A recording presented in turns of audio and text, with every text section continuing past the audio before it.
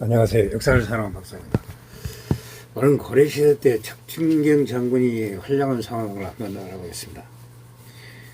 척춘경 장군은 영원히 이끈 17만 대군은 별말은 진격하던 도중 함흥 인근의 성에 도달하였습니다. 이곳에 있던 여인족들이 성에 박혀 그 성에 농성을 하였습니다. 이때 윤관 장군은 예진족 족장들을 함정에 빠뜨리게 하며 마비시킵니다. 이때 윤관의 시일이 제대할 경우 예진족의 대응 체계가 굳건해질 것을 우려하지 않을 수 없었습니다. 이에 척춘경을 불러 장군 이권전이 지원 아래 성을 함락시키라는 지시를 내립니다. 척춘경은 죄를 지어서 죽을 몸이었던 죄를 살려주신 장군의 은혜에 보답하겠다 라고 말하고 칼과 방패를 들고 성벽 위로 올라가 추장 여럿을 죽였다. 이것을 보고 사이 오른 이관현진 이와 고려군 기실을 올려 성을 함락시켰다. 석성 아래로 가서 갑옷 차림에 방패를 잡고 적진 속으로 돌리게 추장 8명을 죽였다. 이 드물다 윤관의 휘하 군사와 자군이 합세하여 결사자로서 적을 대파하였다. 적은 절벽에서 투신에 자기열하기도 하였다. 남녀노소 갈 것 없이 모두를 죽였다 한다. 이후 병복 시행을 믿고 깊숙이 데려왔던 윤관은 오해를 통해 침투한 여진 대부대의 기습을 받고 소수의 받으며 걸린 채 포위된다. 부사령관 오연청이 화살을 맞고 윤관도 위기에 빠졌다. 척춘경의 길사대신 명이 있고 윤관의 활로를 뚫으려 하였다. 당장 계급이 원래 전투 중이던 계급을 함께 전투 중이던 동생 척춘신이 자살을 행하면서 말렸다. 척춘경은 나는 한 몸을 나라에 받았다. 가만히 있을 수 없다. 늙으신 아버지를 부탁한다며 돌격하였다. 이렇게 척춘경의 윤관을 구출하기 위해서 목숨을 건 이유는 윤관이 먼저 자신을 알아주고 구의전 은혜를 갖기 위한 것이었다. 척춘경이 여진군 10년형을 해치우며 필사적으로 시간을 보는 동안 최홍련과 이관이 이끄는 지원군이 도착해 윤관은 간신히 목숨을 건졌다. 그리고 척춘경 역시 들것 하나 안 다치고 무사히 생활했을 뿐만 아니라 물러가는 여인족들을 죽여 30명의 머리를 베었다. 날이 저물었다. 정지성으로 돌아온 윤관은 눈물을 흘리면서 나는 앞으로 너를 자식처럼 생각할 때다. 너 역시 나를 아버지처럼 보라고 하면서 진심으로 감사를 하였다. 이후 윤관은 패잔병을 수습해 영주성으로 올라갔다. 며칠 뒤 여진의 명장 알세가 군사 2만 명 이끌고 영주성 공격하였다. 고려군은 한 차례 큰 패전을 일으켜 꺾였다. 꺾인 데다가 강력과 근력이 모두 부족하였다. 윤관 등 다른 모든 장수들은 적이 많고 아군은 적으니 용성을 하면서 구태한다고 하였다. 척춘경은 만약에 나가서 싸우지 않는다면 적병은 계속 늘어날 것이고 성 안의 식량은 얼마 남지 않았다. 여기서 구원도 오지 않는다. 어떻게 농성을 하냐며 반대했다. 그리고 전투에 나서기를 자청했다. 결사들이 그리고 성을 나선 척춘경은 여진군을 만나고 쉽게 그의 서국을 지하했다. 척춘경의 피해를 분명 교산했다. 윤관 등 상관에 있던 상수들이 누구대에 내려와 척춘경의 손을 잡고 저를 한명 맞이해야 하였다. 이때까지 전국으로 한문 지우가 되었다. 이번에 척춘경 덕분에 구사열전을 한 윤관은 갈라진 각지에 넘게 분산된 병력을 한 곳에 모아서 대응하기 위해 영주로 각 지역의 고려군을 소집하였다. 원지 승선 왕자지 윤관이 명령에 따라 공함전에서 군대를 거느리고 영주로 하다가 사해안에 이끈 예진군에게 기습을 당했다. 갑작스러운 기습으로 고려군은 크게 패하고 왕자지는 타고 있던 말까지 잃어버려야 하였다. 그 보를 들은 척춘경 구원에 나섰다. 척춘경이 공무원에 도착하자 사해안의 군대는 일거에 패해 도망쳤다. 척춘경은 말을 잃은 왕자지를 위해 철갑마 한 표를 너에게 선물로 줬다. 동년 이후 알세는 천만에 달하는 대병을 동원해 고려 주력권이 집결한 영주성 대신 최홍정이 지키는 음주성을 공격했다. 최홍정이 이끄는 고려군 예정의 언쟁이 차렸지에 묻었을 때 선물을 일부 일시에 공유하는 방법으로 80몇 명의 적병을 주요 포로로 하고 병거 50여량과 중거 20여량, 200여량, 군마 40개를 넣어야 하는 승리를 하였다. 그러나 수적으로 일시한 예지무 및 보위는 더욱 견고했다.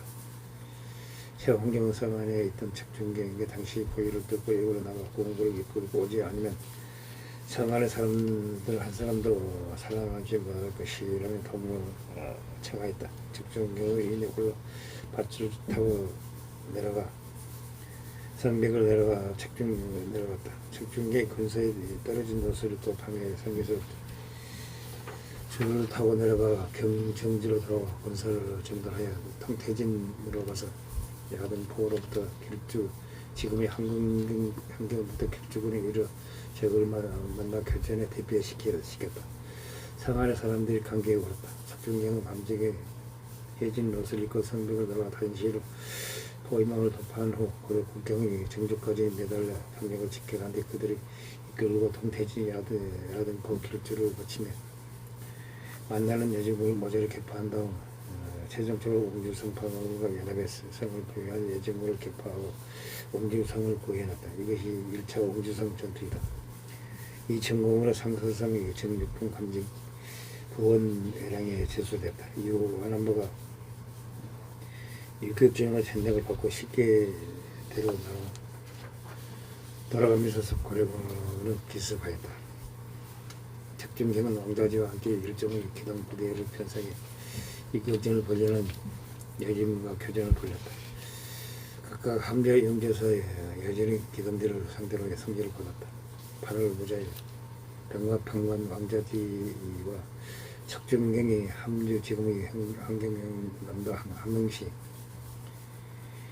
영주 지금의 향경부터 길주군 일어나서 예진과서 33명의 목을 배웠다. 5월 개해일 행령 병마판관 왕자지와 책중경의 사지령에서 예진을 공격해 27명의 목을 베고 3명을 사로잡았다. 구성 원령 후보문은 중심이 얕고 김영대를 동원한 측면 타격에 급히 제약은 함흥 경항 여령이 수시로 끌어지며 전체적으로 답답한 지행이 이어졌다. 책중경과 안교전 개동 타격들이 이끌고 이때마다 그와 물끄는 역할을 하였다. 때로는 한량의 보이자 학업 무관 신문에서 벗어나 지속적으로 승진하면서 1117년 급사중으로 서목면 병마부사가 됐다. 곧바로 지어사 대사를 역임하였다.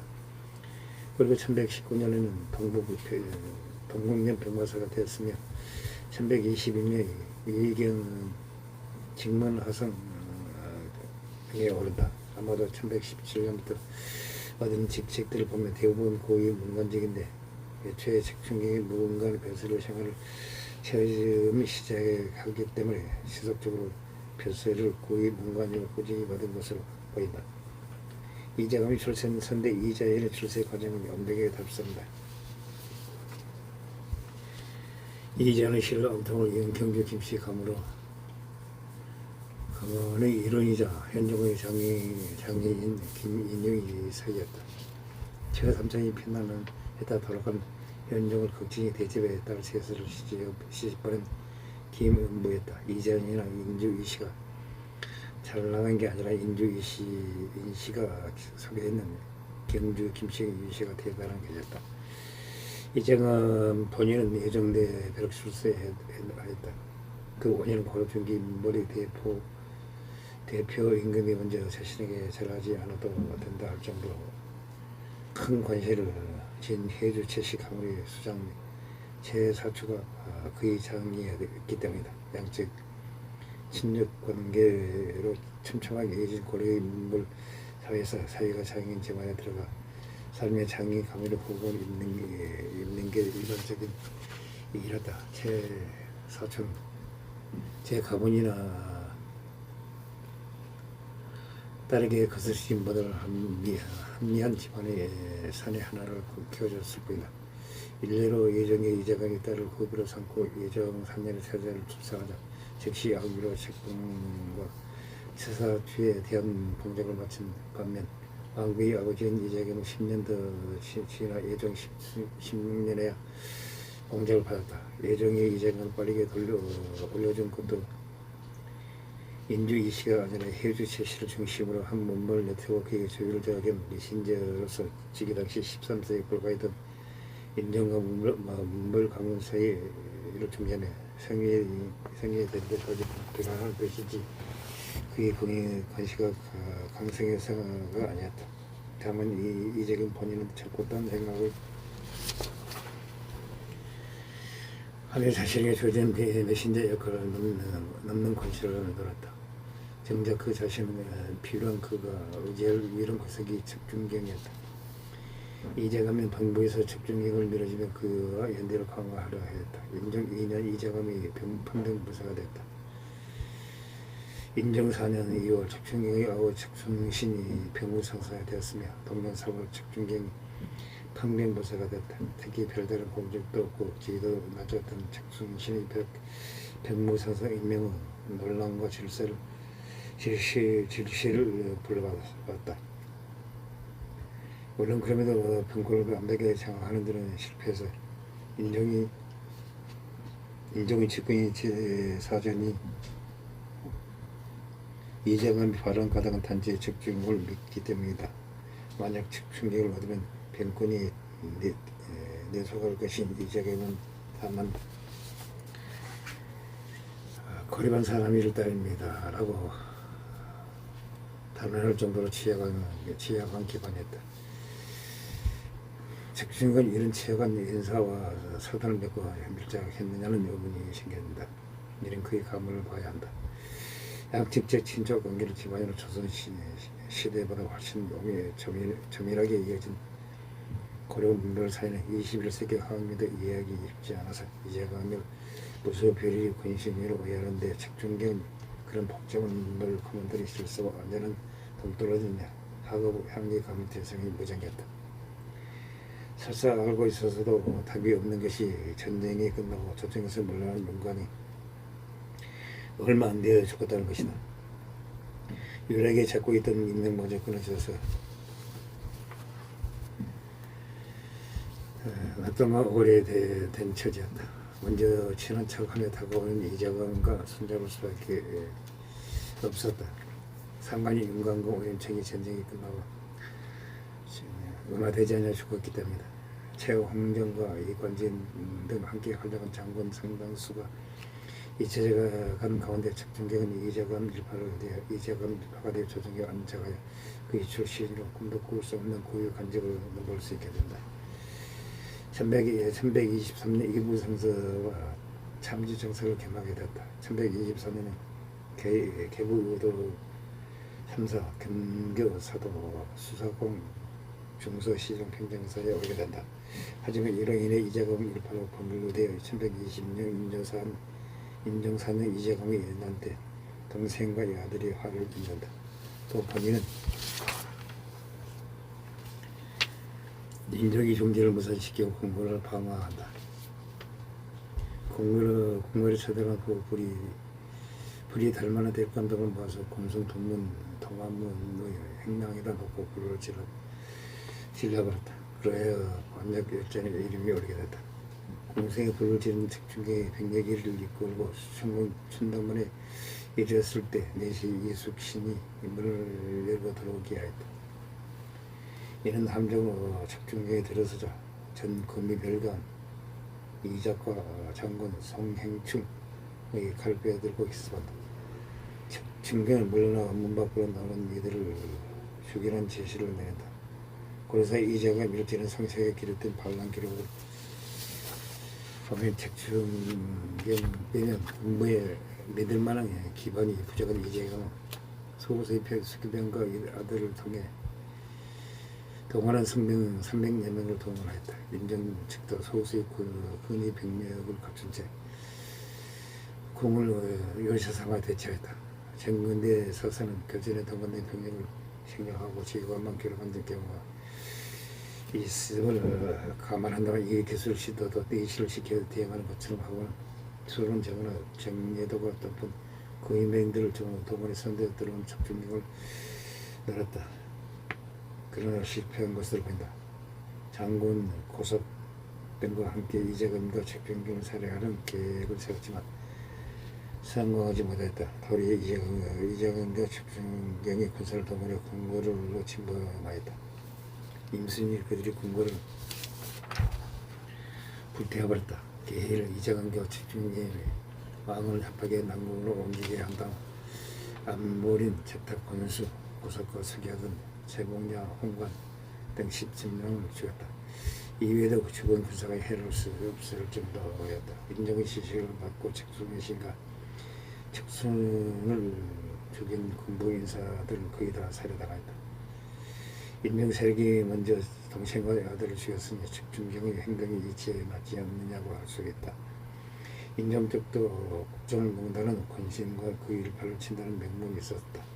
이재금 일파로 분류되던 척준경이 억울하다고 볼 수는 없다. 문화시랑 평장사 방병불사의 지위에 올라간 척준경이 이재금과 함께 최고의 권신을 누리면 누구를 선대지 못한 인물이 되었다. 백관들 근처의 사관위로 옮겨 임시로 붙어있으면서 수만 채울뿐이었다. 이재경과 이 척준경의 의신은 더욱 강해졌다. 그들이 하는 짓을 감히 누구도 어쩌지 못하였다. 가만히 있을 인정이 아니었다. 이재경과 척준 사이를 이간질을 시켰다. 이재경과 이 사이가 벌어진 틈에 지다방사 최사장과 병부상서 김형이 척준경을 타이르고 이재경이 난 이전에 낙양했을 때부터 자신이 심해진 인정의 개입으로 척준경 왕의 충성을 바치겠다고 한다.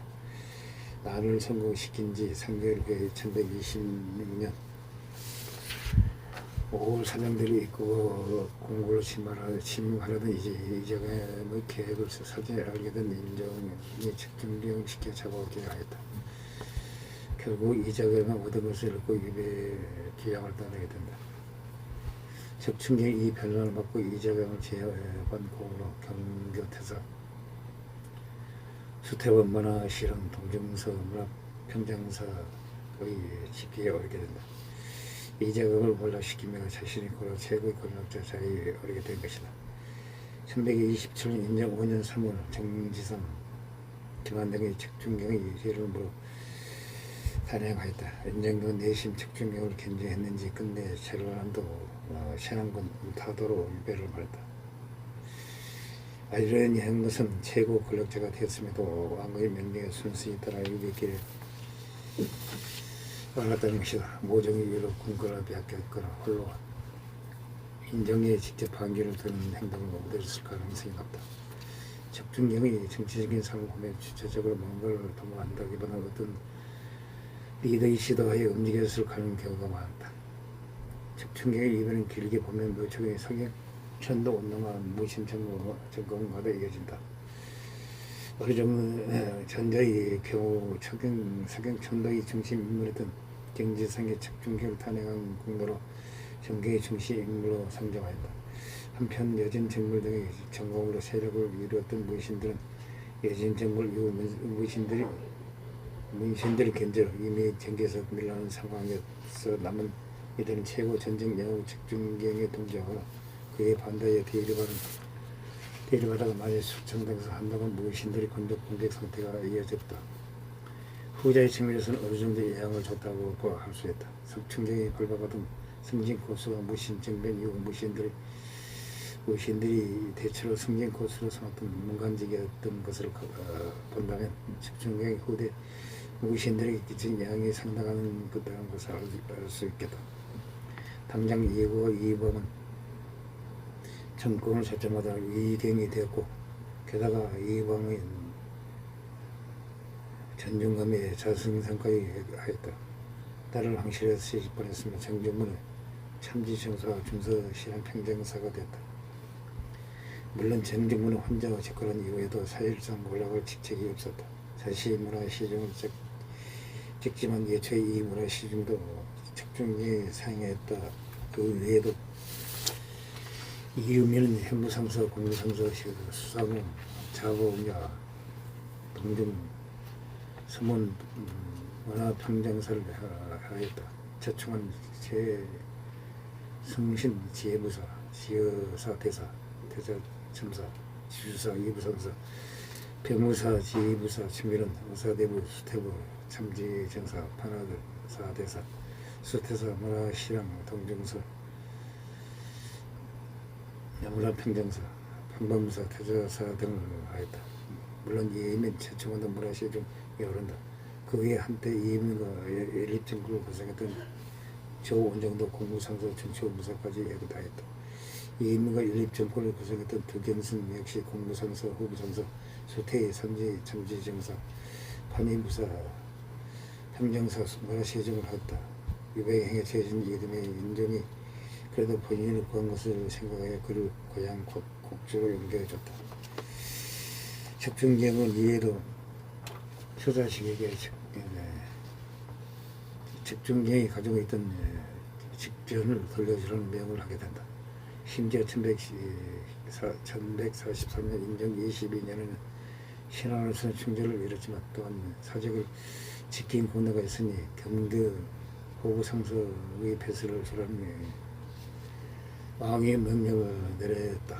그러나 적중은 이 결정이 내려진 지 불과 수십일 만에 병창으로 죽었다고 한다.